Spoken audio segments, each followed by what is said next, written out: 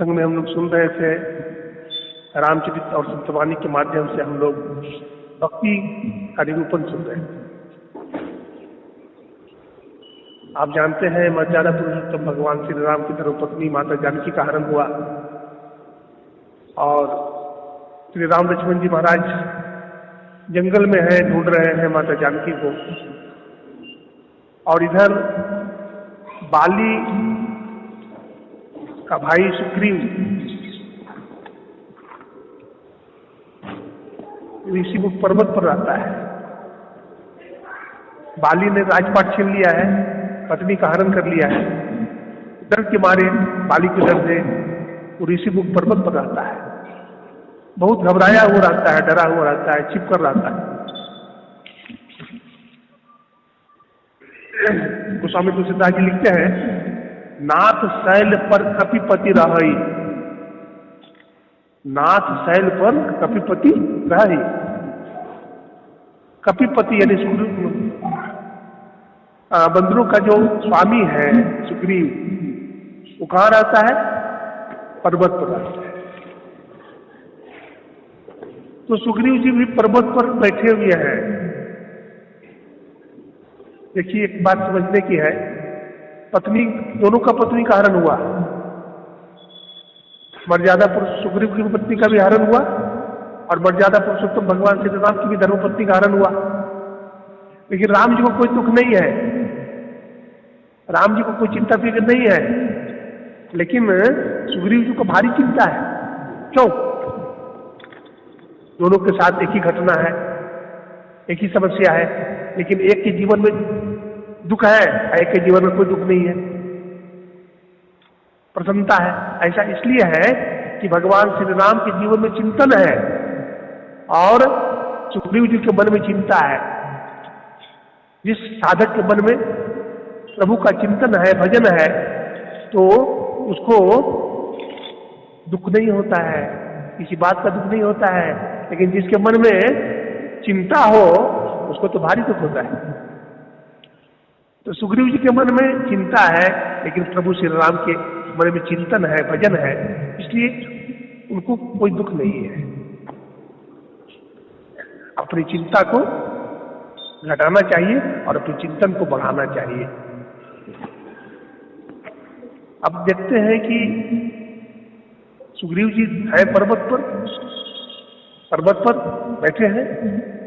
हनुमान जी महाराज भी उनके पास में रहते हैं। अब मर्यादा पुरुषोत्तम भगवान श्री राम और लक्ष्मण जी दिखाई पड़ गए। किनको? सुग्रीव जी को। तो किस रूप में देखा? सुग्रीव जी को ऐसा लगा कि दुनिया में सबसे बलवान पुरुष है। भगवान श्री राम और लक्ष्मण दुनिया के सबसे बलवान पुरुष है, ये कोई सामान्य व्यक्ति नहीं है। लेकिन फिर भी मन में संदेह है कि हो सकता है कोई गुप्तचर तो नहीं है, कोई सीआईडी तो नहीं है। तो हनुमान जी महाराज से कहा कि हे हनुमान जी, जाकर पता लगाइए कौन है, एक गुप्तचर है या कोई और है, कौन है पता लगाइए। कोई देवता है, दानव है, कौन है पता लगाए। तो सुग्रीव जी की बात, सुग्रीव जी ने किसको भेजा? हनुमान जी को। तो सुग्रीव जी के मन में भी संदेह हुआ, तभी ने हनुमान जी को भेजा। और संदेह माता सती के जीवन में भी हुआ। जब श्री राम लक्ष्मण जंगल में विचरण कर रहे थे, माता जानकी का हरण हो गया था, तो भगवान शंकर और सती महारानी दोनों विचरण कर रहे थे। तो प्रभु श्री राम सीते कर रहे थे। तो भगवान शंकर ने प्रभु श्री राम को प्रणाम किया मन ही मन, हाथ जोड़ करके। तो सती महारानी पूछती है कि स्वामी आप किनको प्रणाम करते हैं? बोला, ये हमारे भगवान है श्री राम, ये हमारे इष्ट है, इनको प्रणाम कर रहा हूं। तो कहती है, ये आपके भगवान कैसे हो सकते हैं? ये तो लगते हैं कोई राजकुमार है, इनकी धर्मपत्नी का हरण हो गया है, अपनी पत्नी के लिए विलाप कर रहे हैं, चीते कर रहे हैं। भगवान शंकर कहते हैं, नहीं देवी, ये भगवान की लीला है, भगवान लीला कर रहे हैं। सती महारानी को विश्वास नहीं हुआ। देखिए सती महारानी को विश्वास नहीं हुआ, सुग्रीव जी ने हनुमान जी पर विश्वास करके भेजा और सुग्रीव जी ने कहा हम यहां बैठते हैं, आप जाकर देखिए। लेकिन इनके जीवन में देखिए, किनके जीवन में, इनके जीवन में देखिए जरा, सती महारानी के जीवन में, सती महारानी को न तो विश्वास भगवान शंकर पर है और राम जी पर तो है ही नहीं। सती महारानी को शंकर भगवान पर भी विश्वास नहीं है और राम जी पर तो है ही नहीं, बिल्कुल नहीं। तभी न कहती है कि मैं देखने जाऊंगी, परीक्षा लेने जाऊंगी। अब देखिए परीक्षा लेने के लिए जाती है सती महारानी, जब वहां जाती है तो क्या देखते हैं, श्री राम लक्ष्मण है।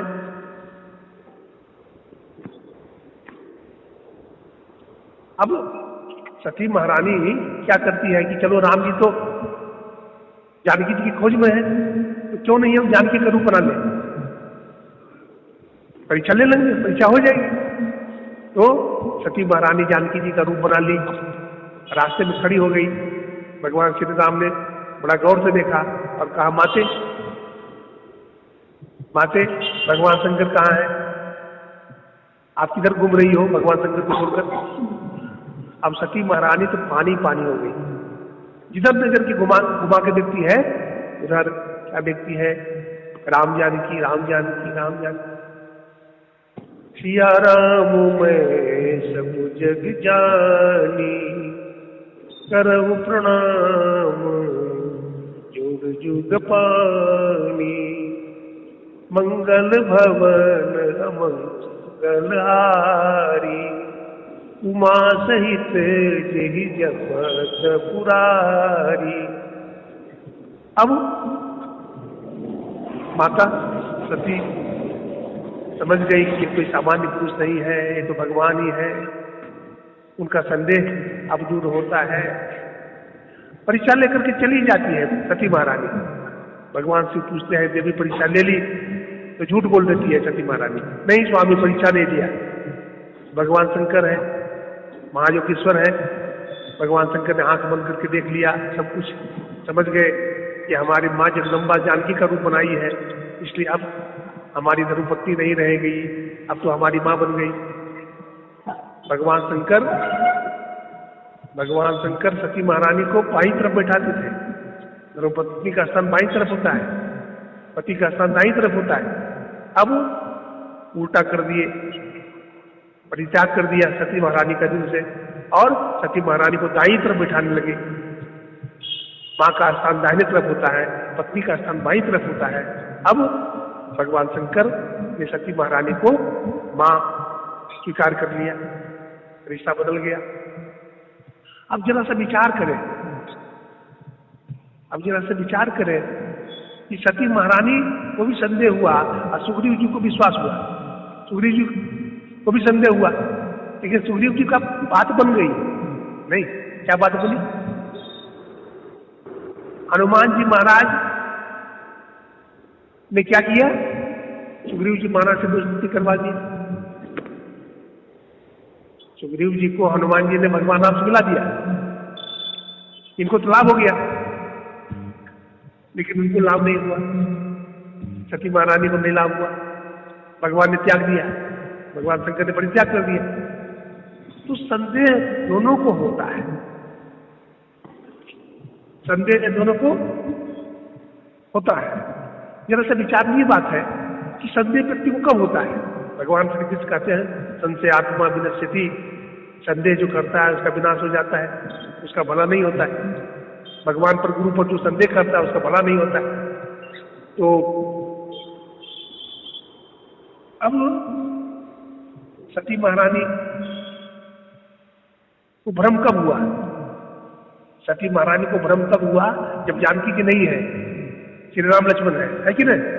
जंगल में माता जानकी तो नहीं है। अब माता जानकी के अभाव में संदेह हुआ। इधर देखिए सुग्रीव जी को तभी संदेह हुआ जब माता जानकी नहीं है। तो माता जानकी कौन है? माता जानकी साक्षात भक्ति है।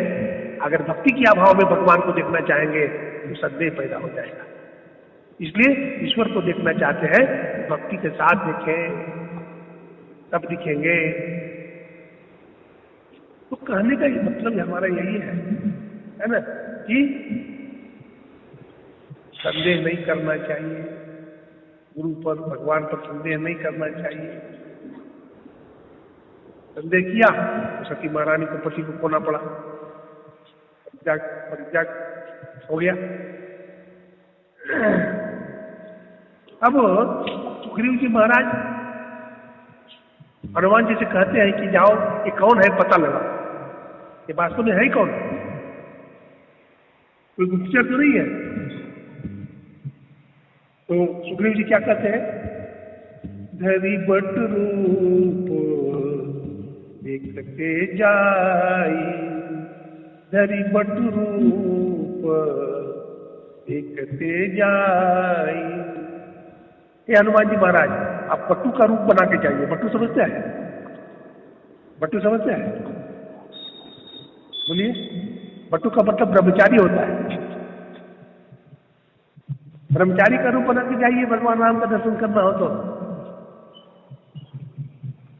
लेकिन हनुमान जी महाराज गए थे जरूर, लेकिन बट्टू का रूप, किसका रूप बनाया जानते हैं, विप्र रूप धरी कपितः गयऊ, विप्र रूप धरी कपितः गयऊ।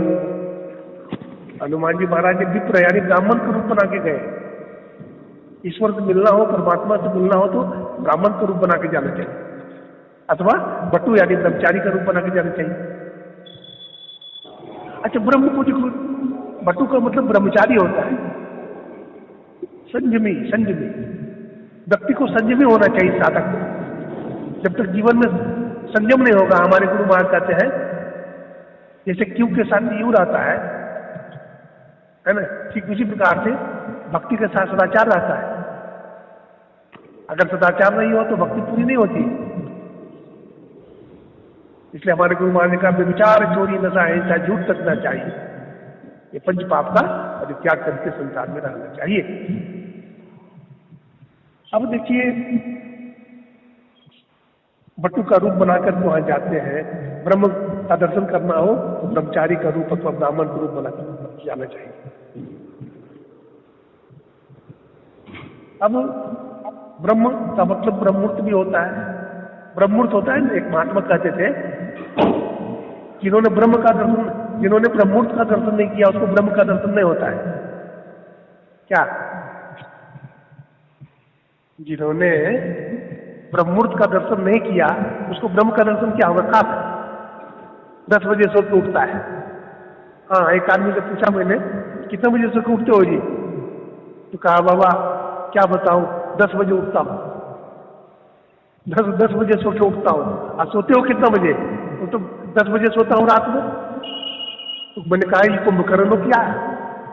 कुंभकर्ण भी देखिए 10 बजे सोता है तो 10 बजे जागता है, तो 12 घंटा हो गया ना।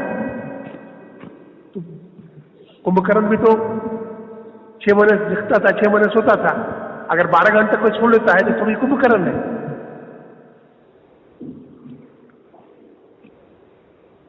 तो ब्रह्म मुहूर्त में जगना चाहिए। तो ब्रह्ममुहूर्त का समय 3 बजे से लेकर के 5 बजे तक का होता है। 3 बजे से लेकर के 5 बजे तक का जो समय होता है वो तो ब्रह्ममुहूर्त का समय होता है। इसलिए ब्रह्ममुहूर्त में जागना चाहिए। कबीर साहब कहते हैं, क्या सोबत गफलत के मारे, जागू जागू उठ जागू रे, और तेरो को कामुन आवे, और तेरो को कामुन आवे, गुरु चरणन उठ लागू रे, क्या सोबत गफलत के मारे। यह तन चोला बड़ा अमोला, लगत दाग पर दाग रे, 2 दिन का गुजरान जगत में, जरत मोह का आग रे, क्या सोबत गफलत के मारे। कहते हैं, वो मुसाफिर क्या सोता है गफलत के मारे। ये ब्रह्ममुहूर्त का बेला है, उठ करके भगवान का भजन कर। ये ब्रह्ममुहूर्त का समय सोने के लिए नहीं बना है। देखिए, जो ब्रह्ममुहूर्त में जाग जाता है, ब्रह्ममुहूर्त का मतलब क्या? चौथा पहर। जो कम से कम रात के चौथा पहर में जाग जाते हैं, वो चौथा जिंदगी के चौथा पहर में तो जग ही जाते हैं।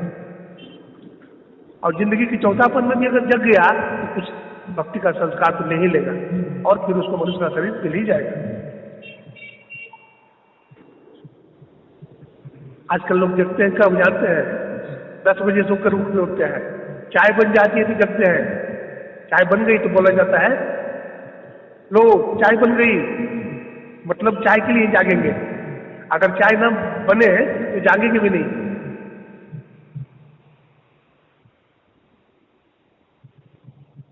ब्रह्ममुहूर्त के समय में जग जाना।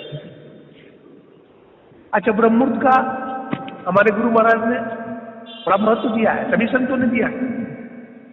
प्रातः काल उठके रघुनाथा, मात पिता गुरु ना वही माता। भगवान राम भी प्रातः काल जगते थे। अब भगवान भागवत महापुराण पढ़िए, ब्राह्मे मुहूर्ते उठाए 22 प्रतिष्ठ माधव, कत्यो प्रसन्न करणम आत्माना तम सब पर। भगवान श्री कृष्ण ब्रह्ममुहूर्त में जग करके ध्यान करते थे। ब्रह्ममुहूर्त का महत्व हमको तब समझ में आया। एक बार की बात है, मैं कहीं गया हुआ था सत्संग करने के लिए, और एक आदमी का फोन आया था, जरूरी उससे कुछ बात करना था हमको।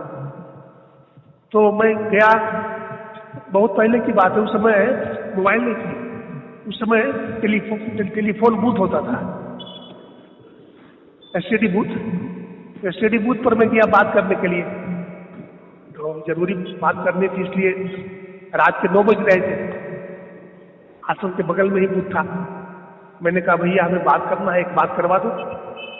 तो लगाया नंबर डायल किया तो नंबर लगे ही नहीं। यही बोले इस रूट की सारी लाइनें व्यस्त है, इस रूट की सारी लाइनें व्यस्त है। अब मैं 2 घंटा बैठा रहा और 2 घंटा यही बात बताता रहा, व्यस्त है व्यस्त है व्यस्त है। अंत में हार करके बूथ वाला ने कहा कि स्वामी जी सुबह में आइए, सुबह में आइए, सुबह में लग जाएगा, अभी सब लाइनें व्यस्त है, इसलिए अभी लगेगी नहीं, आप सुबह में आइए तो सुबह में टेलीफोन लग जाएगा। तो मैंने कहा भाई मैं सुबह में कितना बजे आऊँ? तो बोला 5 बजे आ जाइए आप हमारे पास। मैंने कहा 5 बजे जगते हो आप? बोला हाँ 5 बजे मैं जगा हुआ मिलूंगा। तो मैं भी चला गया उसके कहने पर। जब वहां गया ब्रह्ममुहूर्त में 5 बजे, तो देखा कि दुकान खोल के बैठा हुआ है वो। बोला स्वामी जी नंबर बोलिए। मैं नंबर बोला, वो लगाया, एक ही बार में लग गया, एक ही बार में लग गया। कहने का मतलब क्या? अगर ब्रह्ममुहूर्त में हम जागेंगे परमात्मा का नंबर एक ही बार लग जाएगा। और 10 बजे तक सोए रहेंगे लगेगा नंबर? वही बोलेगा इस रूट की सभी लाइनें व्यस्त है, इस रूट की सभी लाइनें व्यस्त है। इसलिए ब्रह्ममुहूर्त में जागना चाहिए साधक। ब्रह्ममुहूर्त में जाग करके भजन करना चाहिए।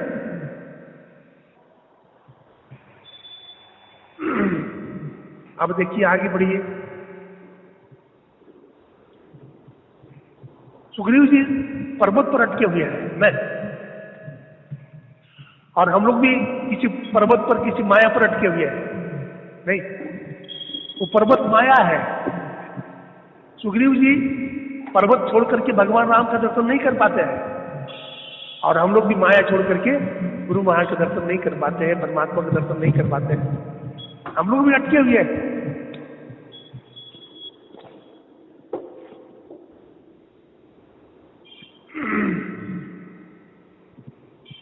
देखिए, जाकी रही भावना जैसी प्रभु मूर्त देखे चिंते ही। जिसकी जैसी भावना होती वैसा ही देखता है वो। अगर कोई हरा चश्मा पहन लेता है तो संसार हरा दिखता है, पीला पहन लेगा तो पीला दिखेगा, लाल पहन लेगा तो लाल दिखता है, सफेद पहनेगा तो सफेद दिखता है। जैसा अंदर में उसे बाहर में दिखता है। एक व्यक्ति गया आंख दिखवाने के लिए डॉक्टर के पास। एक व्यक्ति डॉक्टर के पास गया आंख दिखलाने के लिए कि महाराज हमारा आंख चेक कर लीजिए। तो डॉक्टर ने कहा बैठो। बैठा, डॉक्टर ने मशीन लगाया और शीशा लगाता है ना, लेंस लगा के देखता है। बोला अब दिखाई पड़ता है? बोला नहीं। बोला अब दिखाई पड़ता है? बोला हाँ धुंधला। बोला अब दिखाई पड़ा? बोला उससे अच्छा। बोला अब दिखाई पड़ा? बोला हाँ अब दिखाई पड़ने लगा। उन्हें 4-5 सीटें बदलने के बाद वो कहा कि अब दिखाई पड़ने लगा। तो दूसरा व्यक्ति भी पहुंच गया, बोला हमारा भी आंख देख लीजिए डॉक्टर साहब, आंख खराब है। तो बोला ठीक है बैठो। तो उसको भी लेंस लगाया, बोला दिखाई पड़ता है? बोलता बिल्कुल नहीं। दूसरा शीशा बदल दिया, बोला अब दिखता है? बोलता बिल्कुल नहीं। बोला अब दिखता है? बोलता अब तो और धुंधला दिखता है।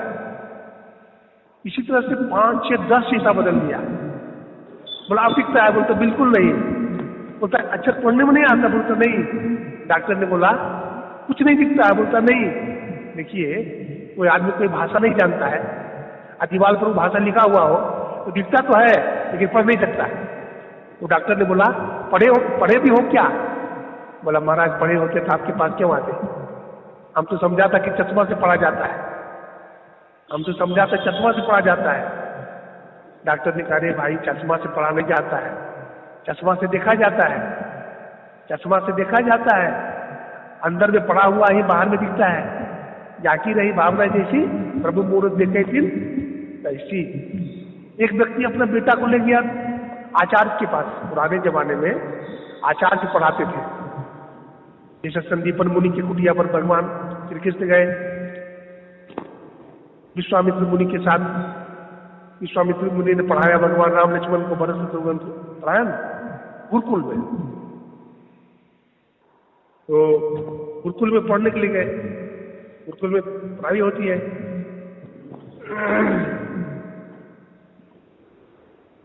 तो गुरुकुल में ले गया अपने बेटा को पढ़ाने के लिए। जो आचार्य थे उनको प्रणाम किया, बोला महाराज ये हमारा बेटा है, इसको दाखिला कर लो अपने गुरुकुल में।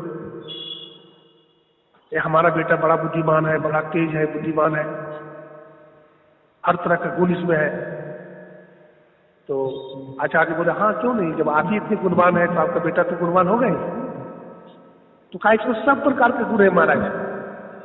बोला ठीक है, इसको हम भर्ती ले लिया। उसको भर्ती ले लिया, उसको पढ़ाने लगे। 2 महीना के बाद वो गया अपना बेटा से मिलने के लिए। आचार्य से कहा कि महाराज हमारा बेटा कैसा पढ़ रहा है? हमारा बेटा में तो सब तरह का गुण होगा, इसमें कोई कमी है ही नहीं, अगर इसमें कोई कमी हो तो बता दीजिए। तो आचार्य ने कहा हाँ इसमें 100 में 98 गुण है लेकिन 2 गुण नहीं है। क्या बोला? तो वो लपक करके बोला क्या 2 गुण नहीं है, ये बता दीजिए। गुण तो बाद में सुनेंगे, पहले अब गुण क्या है तो वो बता दीजिए। बोला इसमें पहला गुण तो ये है, इसमें पहला गुण तो ये है कि ये बहुत मूर्ख है, कुछ समझता ही नहीं। और दूसरा गुण ये है कि हमारा मानता नहीं। पहला गुण है कि महामूर्ख है, और दूसरा गुण ये है कि हमारी सुनता नहीं, अपनी चलाता है। यही 2 गुण है। तो जिसकी जैसी भावना होती है वो संसार में वैसा ही देखता है।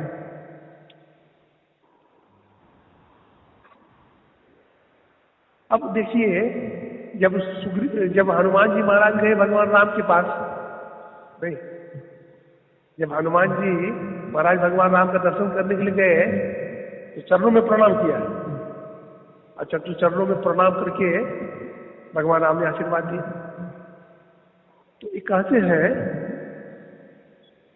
हनुमान जी महाराज कहते हैं क्षत्रिय रूप फिरौ वन वीरा। ये प्रभु आप क्षत्रिय रूप में वन में कैसे विचरण कर रहे हैं? मैंने भगवान राम को क्षत्रिय कहा हनुमान जी महाराज, तो चरणों में भी गिरे हुए हैं, अब ये भी कह रहे हैं क्षत्रिय रूप फिरौ वन वीरा। तो भगवान राम कहते हैं हनुमान एक बात बताओ, हमको तुम प्रणाम भी कर रहे हो और दूसरी बात ये भी कह रहे हो क्षत्रिय रूप फिरौ वन वीरा। आप क्षत्रिय रूप में वन में विचरण कर रहे हैं। तो देखो हनुमान, ब्राह्मण का वेश तो तूने बनाया, ब्राह्मण का वेश तो तूने बनाया, लेकिन सही रूप नहीं बन पाया ब्राह्मण का। सही ब्राह्मण का रूप तू नहीं बनाया। जो गुण होना चाहिए वो गुण को तूने धारण नहीं किया। बोला कैसे? बोला हमको लगता है, भगवान राम ने कहा, हमको लगता है तुम नकली ब्राह्मण हो। बोला कैसे? बोला जब तुम ब्राह्मण हो तो क्षत्रिय के चरणों में क्यों गिरे पड़े हो? जब तू ब्राह्मण है तो ब्राह्मण तो क्षत्रिय को प्रणाम नहीं करता है, क्षत्रिय ब्राह्मण को प्रणाम करते हैं। तो तू हमारे चरणों में एक तरफ तो गिरा हुआ है और दूसरे रूप में हमको ये कह रहा है क्षत्रिय रूप में बन गिरा। आप क्षत्रिय रूप में विचरण कर रहे हो वन में, तो तुम सही सच्चा ब्राह्मण नहीं हो। किसने कहा? किसने कहा? भगवान राम ने हनुमान से कहा। अब हनुमान जी महाराज कहते प्रभु आप भी पक्का क्षत्रिय नहीं हो। तो बोला कैसे? हम पक्का क्षत्रिय कैसे नहीं है? तो हनुमान जी महाराज कहते देखिए हम ब्राह्मण हैं, तो हम ब्राह्मण के आगे आप क्षत्रिय का सर झुक जाना चाहिए, लेकिन आपका भी नहीं झुका। इसका मतलब आप भी पक्का क्षत्रिय नहीं हो। आप भी पक्का क्षत्रिय नहीं हो। अगर पक्के क्षत्रिय होते तो ब्राह्मण को देख करके क्षत्रिय का सिर झुक जाना चाहिए।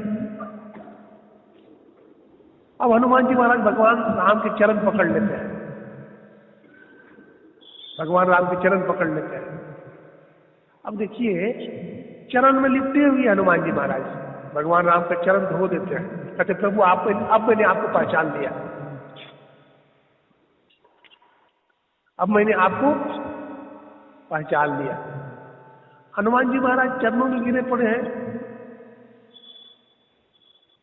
और भगवान राम कहते हैं हनुमान देखो तुम हनुमान हो और तुम हमारी बड़ी सहायता किया है, इसलिए हनुमान हम तुमको गले लगाना चाहते हैं। लक्ष्मण जी ने कहा प्रभु गले लगा लो, ये आपका भक्त है, आपकी बड़ी सेवा की है, इसलिए इनको गले लगा लो। तो भगवान राम कहते ठीक है लक्ष्मण, ठीक कहते हो। भगवान श्री राम कहते हनुमान तुम खड़े हो जाओ, चरण छोड़ दो, खड़े हो जाओ, मैं तुमको गले लगाना चाहता हूं, मैं तुम्हारा ऋणी हूं। तो कहते हैं नहीं प्रभु आपके चरणों में ही हम अच्छे हैं। बोला क्यों? बोला प्रभु अगर आप मुझे गले लगाएंगे तो हमारा हाथ आपकी दोनों पीठ पर रहेगा और आपका दोनों हाथ हमारी पीठ पर रहेगा। इसका मतलब हुआ कुछ जिम्मेवारी हमारी है, कुछ जिम्मेवारी आपकी है, यानी आधी जिम्मेवारी आपकी है और आधी जिम्मेवारी आपकी है। प्रभु मैं ऐसा नहीं करना चाहता, मैं पूरी जिम्मेवारी आपके चरणों में सौंपना चाहता हूं, इसलिए हम चरणों में ही अच्छे हैं। हनुमान जी का समर्पण देखिए, गले गले मिला जाता है समान से, लेकिन आप हमारे इष्ट हैं, इसलिए आपके चरणों में ही हम अच्छे हैं। भक्त को अहंकार नहीं होना चाहिए, भक्त में कोई छल कपट नहीं होना चाहिए, पाखंड नहीं होना चाहिए। गुरु महाराज पदावली में लिखते हैं पाखंड अरु अहंकार तजी, निष्कपट हो अरुदीन हो, सब कुछ समर्पण कर गुरु की सेव करनी चाहिए। पाखंड और अहंकार जिंदगी में नहीं होना चाहिए। अगर पाखंड और अहंकार जिंदगी में हो गया तो फिर भक्ति में बाधा होगी, फिर भक्ति नहीं कर सकते। कबीर साहब कहते हैं भक्ति करे को सूरमा जाति मद को तनमद मनमद जाति मद विद्या मद उन्मद, इतने मत को रद्द करे तब पावे अनहद। ये सब जो विकार है, सारे विकार का जब साधक परित्याग करता है, श्रीमद् भगवद गीता में दैवी संपत्ति और आसुरी संपत्ति का वर्णन आता है 16वें अध्याय में। दैवी संपत्ति क्या है भगवान बताते हैं, अवयम शत्रु संशुद्धिर ज्ञान योग व्यवस्थिति दानम दमश्च यज्ञश्च स्वाध्यायस्तपार्जुनम। अहिंसा, जीवों की हिंसा नहीं करना, जीवों को कत्ल नहीं करना, मांस नहीं करना। अभयम है ना, और निर्भयता, निर्भय होना चाहिए, किसी से डरना नहीं चाहिए। अभयम, जो साधक ध्यान भजन करता है, जो दैवी गुण वाला होता है, निडर रहेगा, किसी से डरेगा नहीं। सत्य संशुद्धि, हमेशा सत्य बोलेगा,